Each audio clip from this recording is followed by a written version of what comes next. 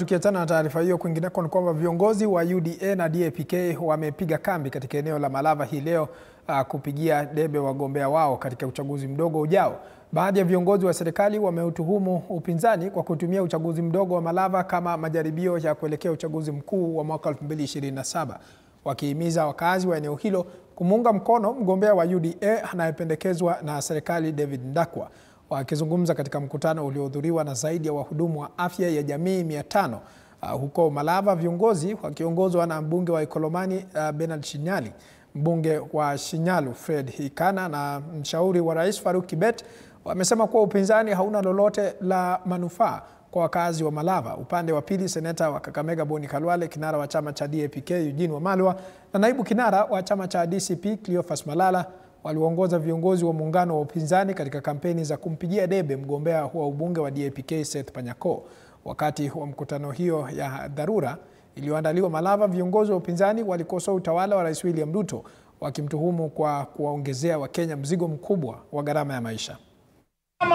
Nilikuwa nakutana na mheshimiwa Panyako. Ukipeleka mbuzi kwa malisho, alafu uone mbuzi moja imeenda kando, imeingia kichakani, hiyo mbuzi wamefanya nini? Imepotea, si ndio? Hii opposition wanatuambia wanataka kutumia Malava kujenga siasa ya 2027. Ile kitu hawatuambii kuanzia sasa kufika 2027 tutafaitika namna gani.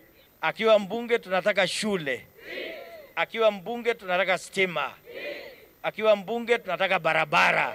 Makongabuza enda kwa kongabuza. Tarehe 27 mwezi huu tunataka tushinde hii kura na landslide. Hapo mkinisukuma hapo kwa serikali ndio nitangangana nikiwa ndani nikishughulikia matakwa yenu. Sawa. CDF yuko, unaweza sema unaweza enda kama opposition, lakini hiyo CDF haiwezi maliza mambo yote. Sasa wote wanaangalia kwa coalition yetu ni nani atabeba bendera 2027.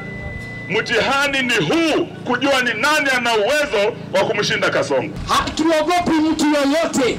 Ni lazima pia sisi tukomboe jamii yetu ya Waluhya. Wangapi wanasema niende bunge nipiganie Linda Mama irudi? Ni wangapi wanasema? Mmenipewa kazi ya pili ndio hiyo. Ya kwanza ni kujenga shule, ya pili kupigania Linda Mama.